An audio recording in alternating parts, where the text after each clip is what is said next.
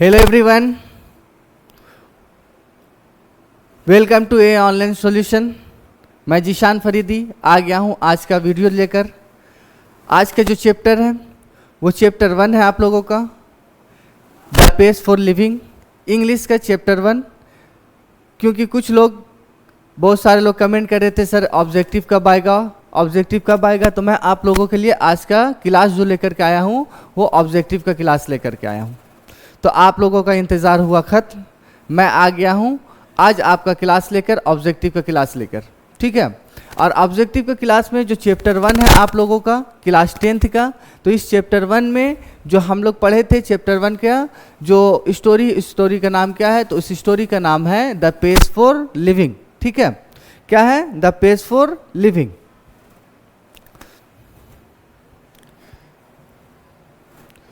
Chapter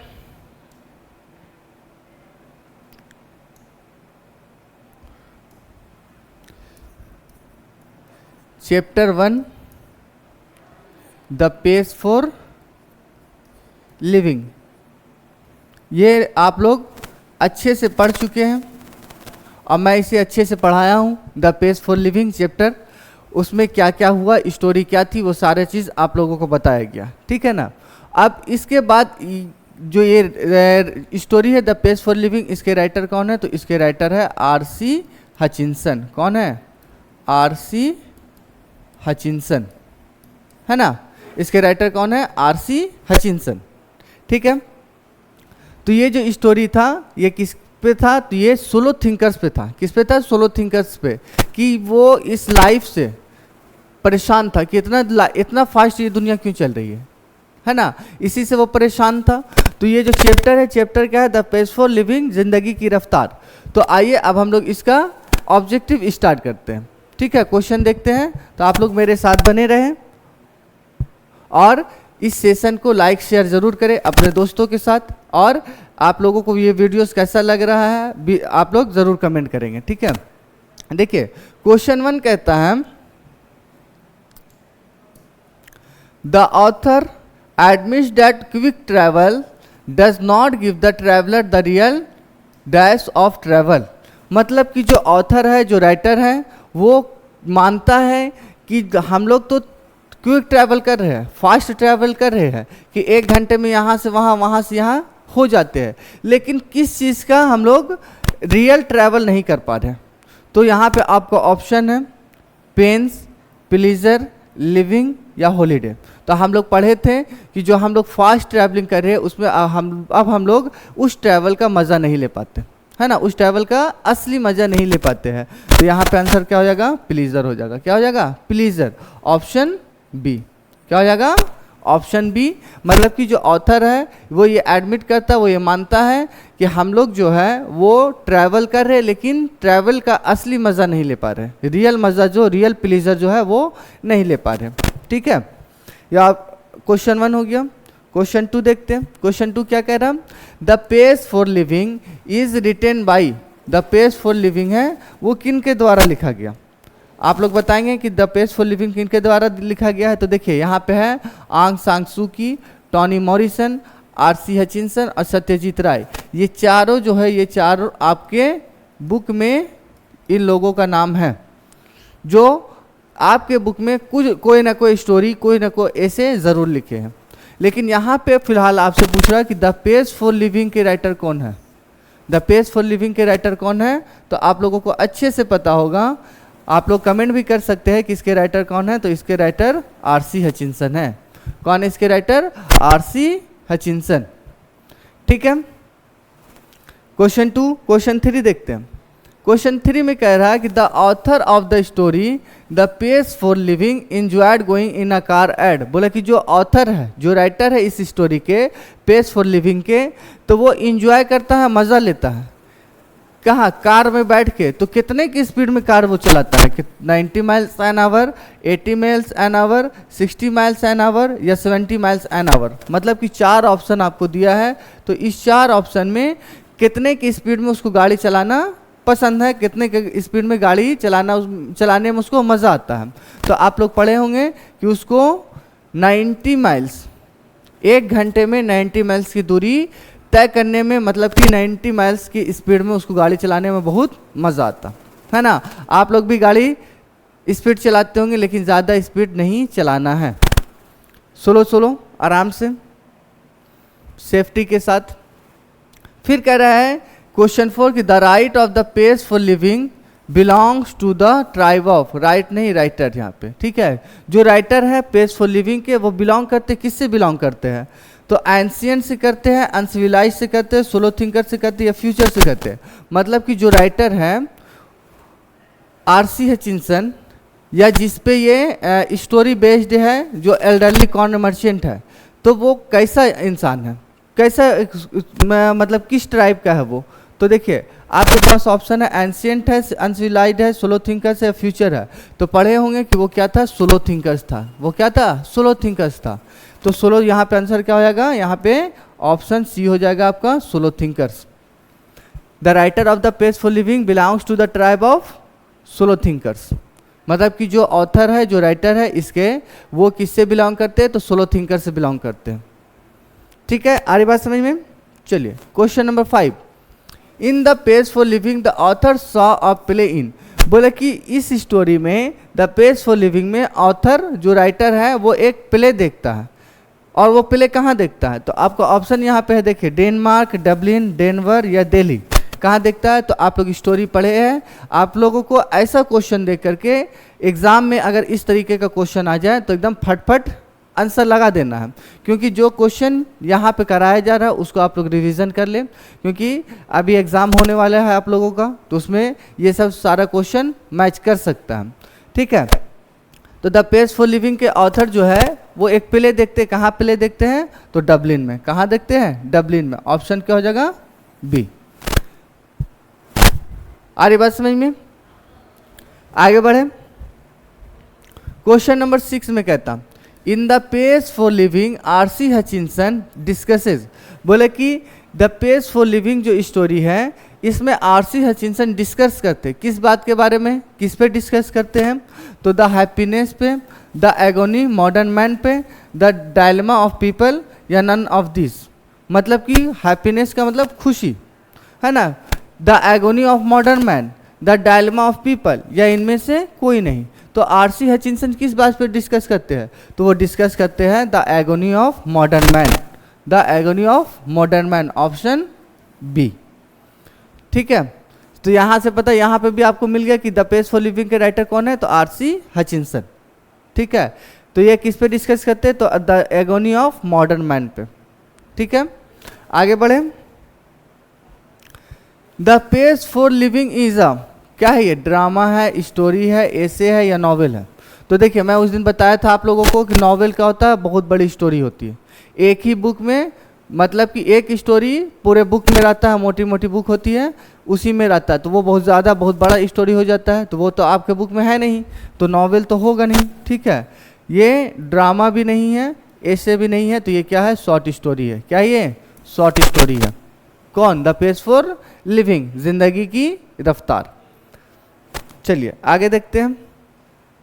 कह रहा है in the page for living the writer captures the agony of Dashman. अभी हम लोग पढ़े कि इस स्टोरी में द पेज फॉर लिविंग में जो राइटर है वो कैप्चर करता है, किसको कैप्चर करता है? तो जो एगोनी ऑफ मॉडर्न मैन है। ऑप्शन क्या हो जाएगा आपका?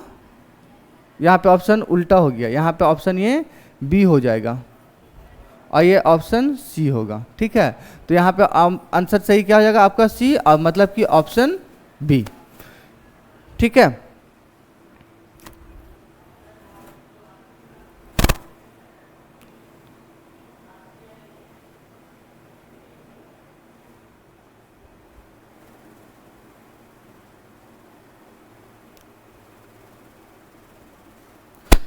चलिए आगे देखते हैं।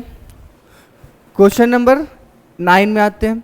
कह रहा है in the cinema the writer finds himself in dash. बोले कि सिनेमा में राइटर जो है वो खुद को कैसा पाता? होपलेस फॉग या होपफुल कंडीशन में।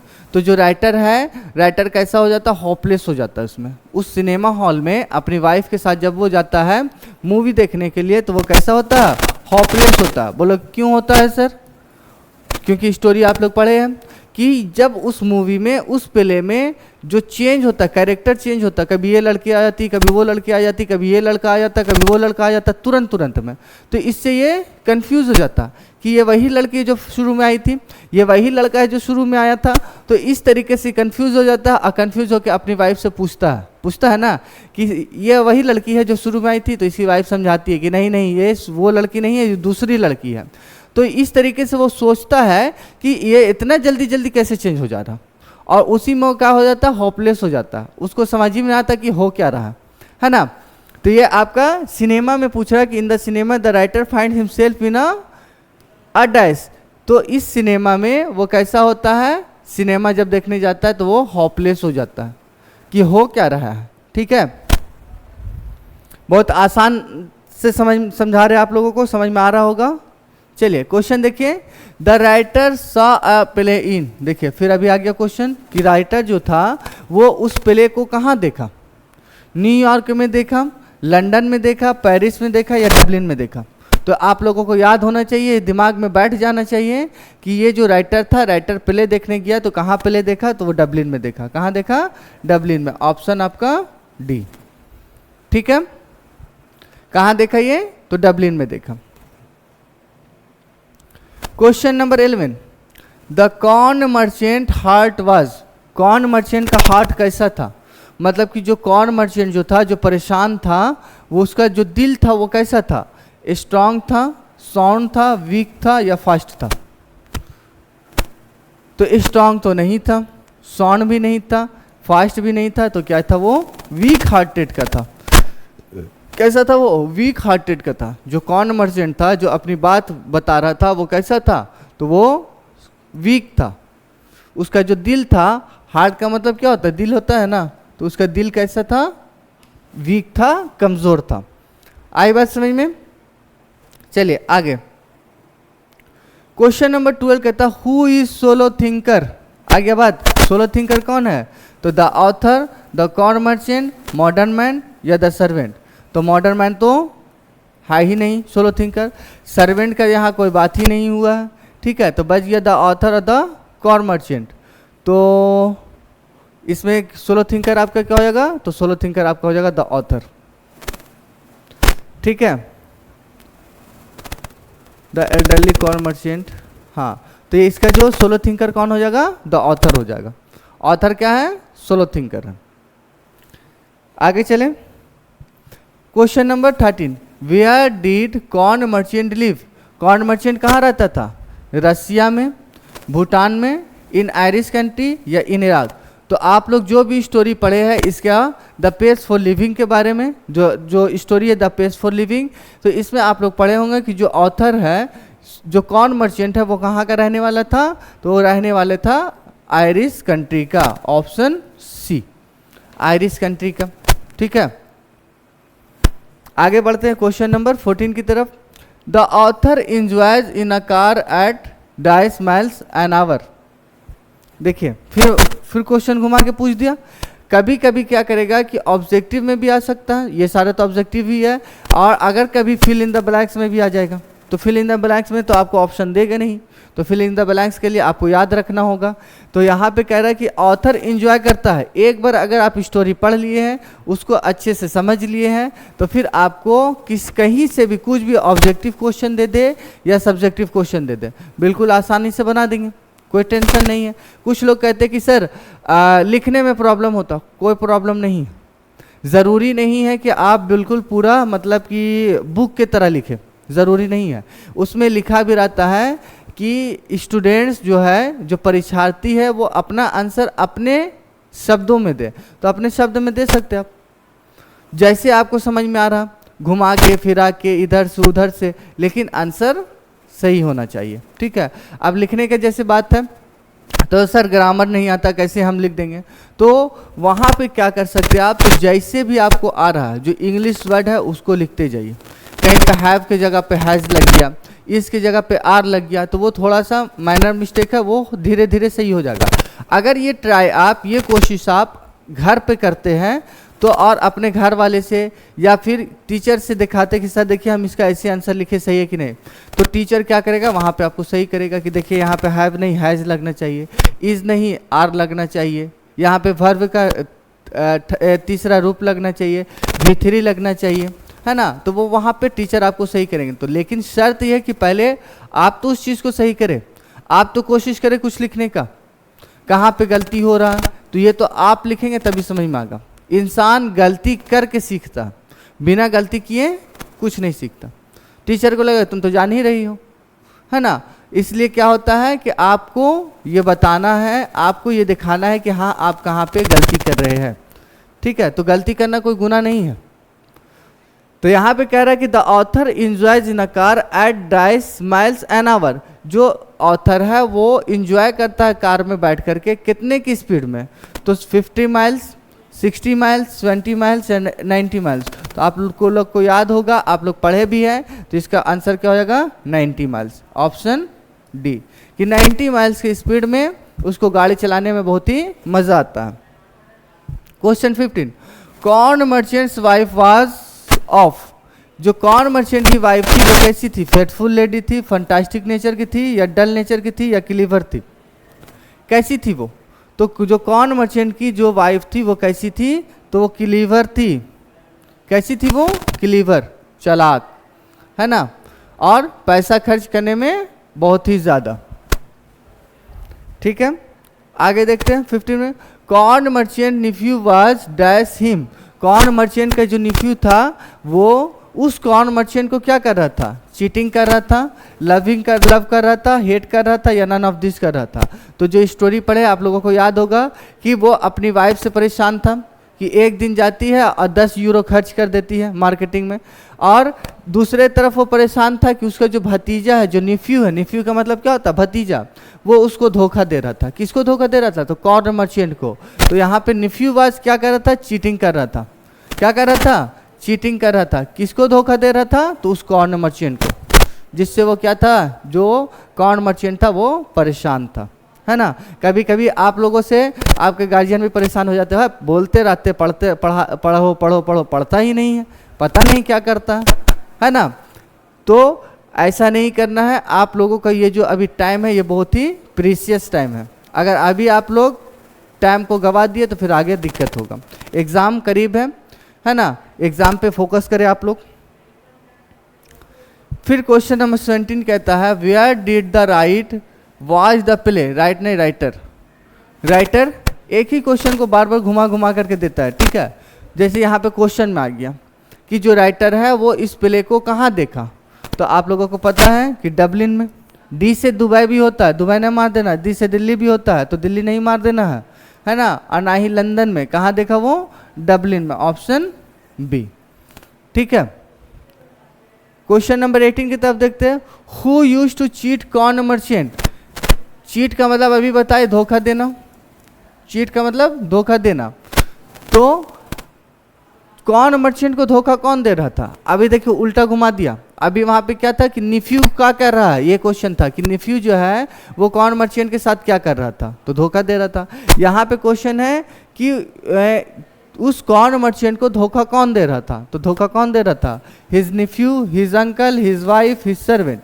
ये तीनों तो नहीं होगा, तो धोखा कौन दे रहा था, उसका भतीजा, हिज निफ्यू। ऑप्शन क्या हो जाएगा इसका, ऑप्शन हो जाएगा ए, उसका भतीजा उसको क्या कर रहा था, धोखा दे रहा था।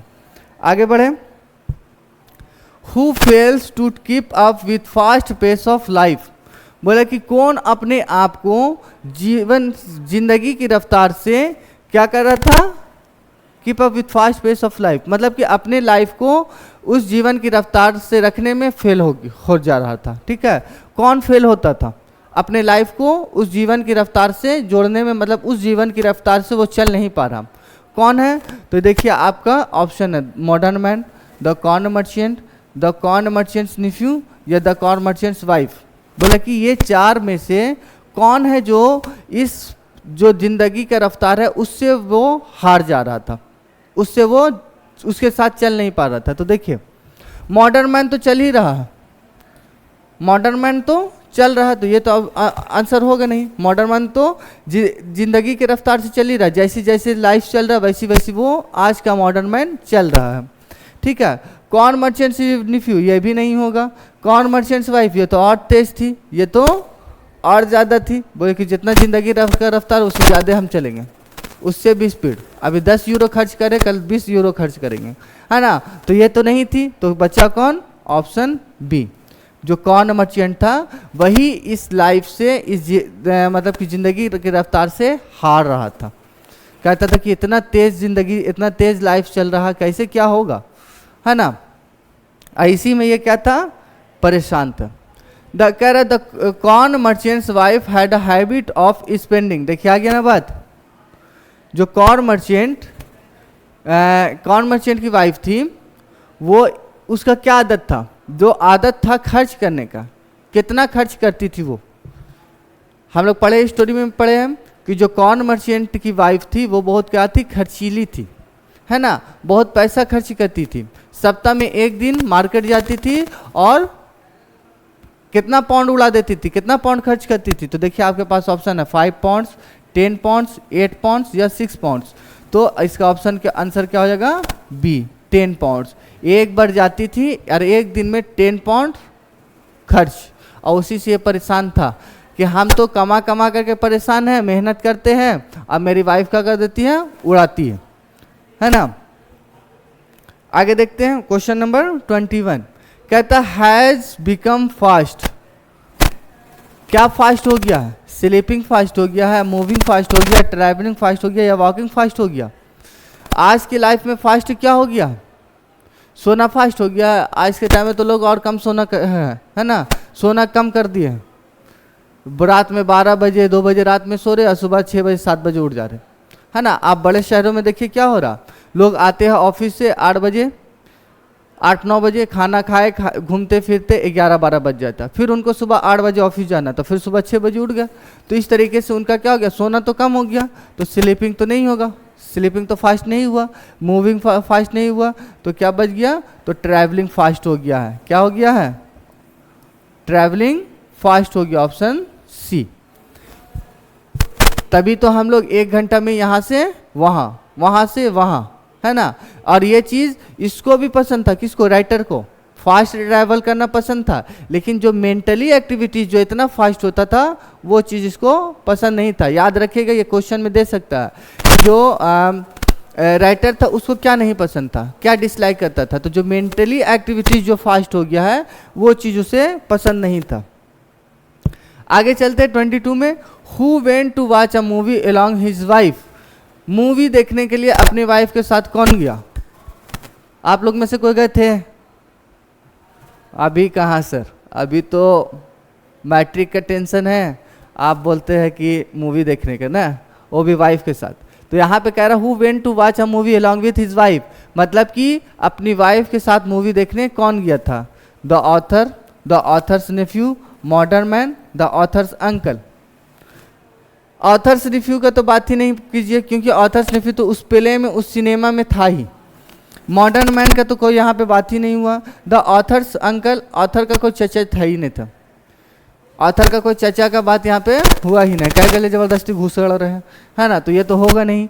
तो जो मूवी देखने गया वो कौन था, द ऑथर, ऑप्शन ए। जो राइटर है आरसी हचिंसन, वही मूवी देखने गया था किसके साथ, अपनी वाइफ के साथ।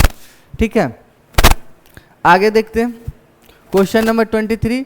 We can dine in and have lunch in New York the next day.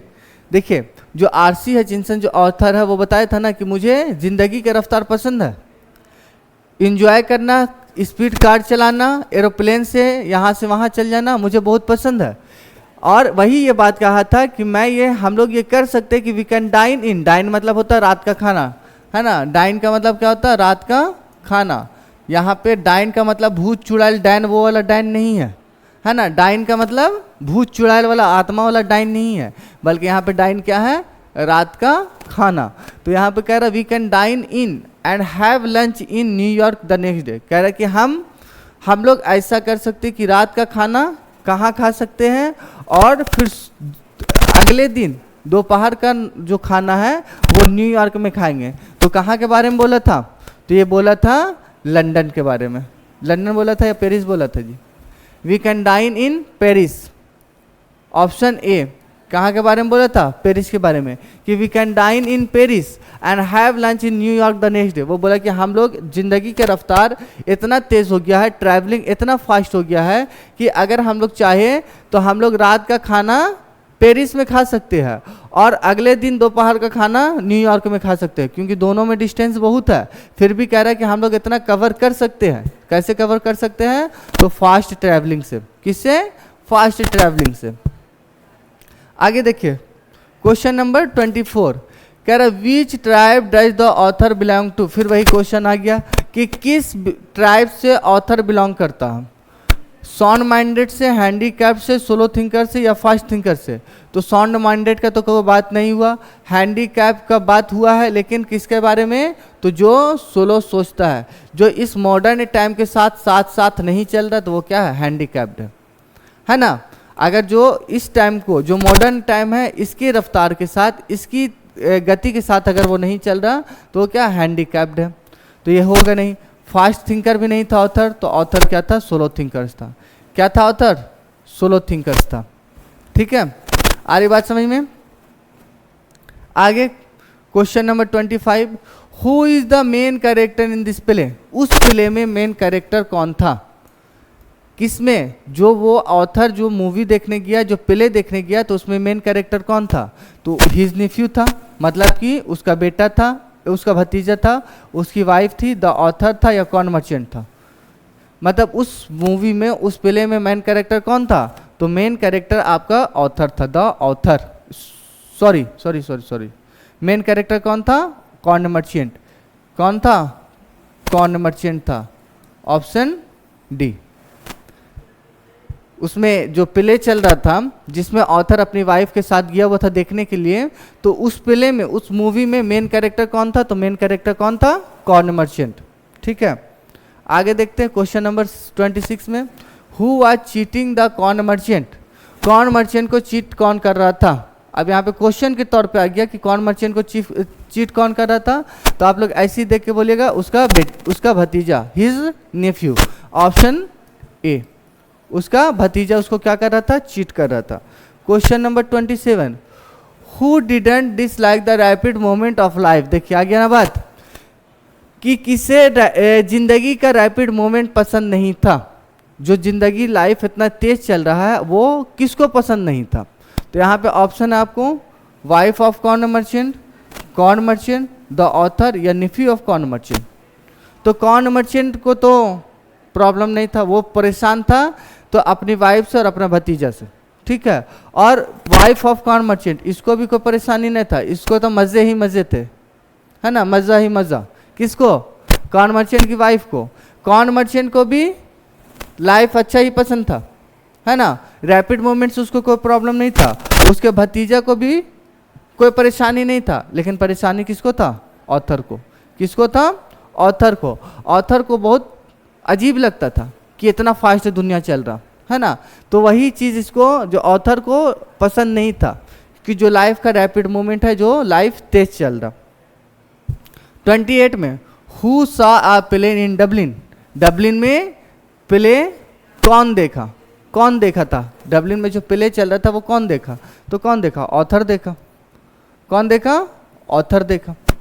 ठीक है, 28 के बाद आते 29 क्वेश्चन में the author of the story the place नहीं है, पेस हो जाएगा। The author of the story the pace for living rapid moment.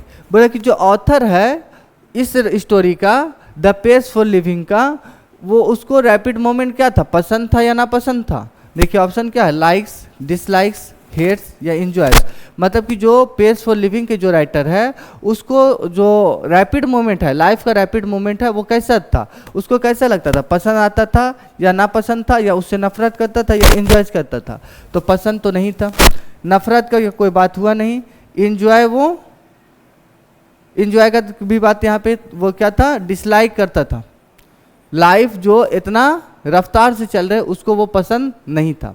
बाकी अपने से गाड़ी चलाना स्पीड में, एरोप्लेन से ट्रैवल करना, वो सारी चीज़ पसंद थी। लेकिन जो मेंटल एक्टिविटीज़ जो था, जो तुरंत तुरंत होता था वो चीज़ उसको पसंद नहीं था। ठीक है, आप बोले सर एक ही क्वेश्चन बार बार घुमा घुमा के, ऐसे ही क्वेश्चन आपको एग्जाम में भी आ सकता है। कभी इस तरीके से दे देगा, शायद दूसरे तरीके से दे, या फिर किसी और तरीके से, लेकिन घुमा घुमा के क्वेश्चन इसी टाइप का रहेगा।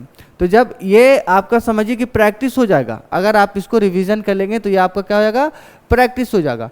कहीं से भी अब तुम हमको जितना घुमाओ, हमको अपना घर देखा हुआ हम वहाँ पे पहुँच ही जाएंगे। तो हमको यहाँ से वहाँ घुमा दो, वहाँ से उधर, जितना तरह का रास्ता है आँख बंद करके ऐसे ले जा करके, वो बचपन में खेलते थे ना, आँख बंद कर दिया ऐसे करके घुमा दिया, उधर लेके चल गए, है ना। तो वैसे ही आपको ये पूरी तरीके से घुमाएगा। लेकिन अगर आप अपना घर जान रहे, आपको आपका आंसर पता है, तो कहीं से भी घुमा हम वहीं पे आ ही जाएंगे। तो वैसे ही अगर आपको स्टोरी अच्छे से पता है तो जितना भी घुमाएगा आपको आंसर मिल जाएगा। 30 में, according to the author what are intelligence test design to test. देखिए कल हम लोग पढ़े थे ना कि जो ऑथर था उसका क्या कहना था कि इंटेलिजेंस टेस्ट कैसे होना चाहिए। इसके ऑथर के अकॉर्डिंग जो इंटेलिजेंस टेस्ट है वो कैसे डिजाइन किया जाना चाहिए। तो major the physical speed, major both physical and mental speed, major the mental speed, या मेजर कैरेक्टर। देखिए इंटेलिजेंस का बात किया तो इसमें तो फिजिकल का कोई बात हो गई नहीं, फिजिकल स्पीड का। आज जब मेंटल का बात किया तो फिर यहाँ पे फिजिकल है ना, तो जिसकी वजह से ये भी ऑप्शन आपका गलत हो जाएगा। मेजर द कैरेक्टर, कैरेक्टर का तो कोई बात ही नहीं, जब दिमाग का बात है, मेंटल स्पीड का बात कर रहा है किसका, इंटेलिजेंस टेस्ट का, तो इंटेलिजेंस टेस्ट कहाँ से होगा, माइंड से। तो इसलिए इसका ऑप्शन क्या हो जाएगा, option C, major the mental speed.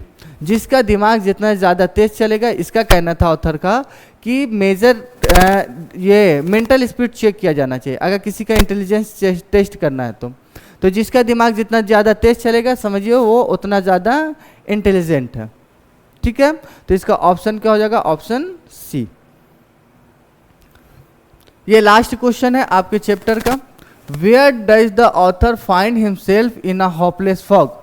बोला कि जो ऑथर था वो कहाँ अपने आप को होपलेस समझ रहा था, कहाँ जब वो गया तो वो अपने आप को ऑथर होपलेस समझ रहा था।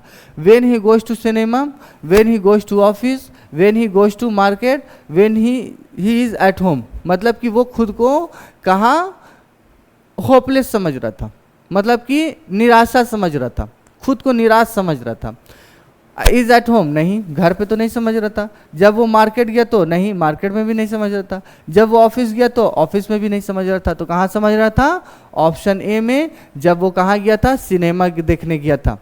किसके साथ, तो अपनी वाइफ के साथ, है ना। जब वो अपनी वाइफ के साथ सिनेमा देखने गया तो जो कैरेक्टर चेंज होता था, कभी ये लड़की आ गई, कभी वो लड़की आ गई, कभी ये लड़का, कभी वो लड़का, इससे वो क्या हो गया था, होपलेस हो गया था कि ऐसे कैसे हो रहा।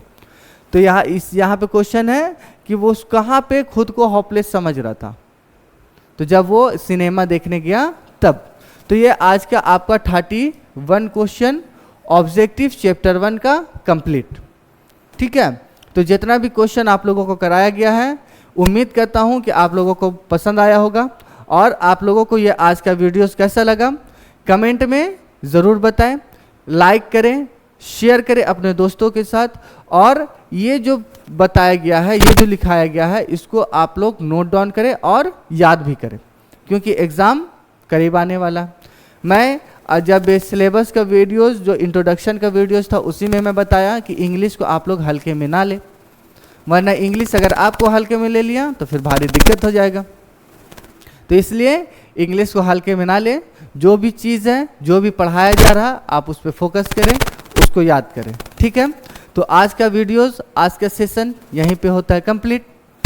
फिर हम लोग मिलते हैं अगले वीडियोस में एक छोटे से ब्रेक के बाद। तब तक के आप लोग भी हंसते रहिए, मुस्कुराते रहिए, पढ़ाई पे ध्यान दें। तब तक बाय बाय।